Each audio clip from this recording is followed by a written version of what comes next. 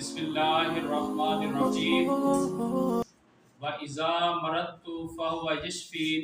میں حکیم غلام رسول ایجاد سالک دعا خانے سے آپ سے مخاطب ہوں۔ آج میں آپ کو پت یعنی گرمی کے دانے نکلنے کے متعلق بتا رہا ہوں۔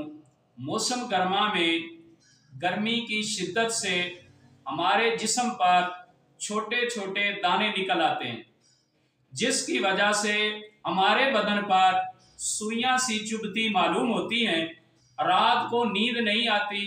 اس کے استعمال سے اس کے لیے یہ نسخہ ایسا بے نظیر ہے جس کے استعمال سے آپ گرمی دانوں سے نجات پا لیں گے۔ آپ نے کرنا کیا ہے؟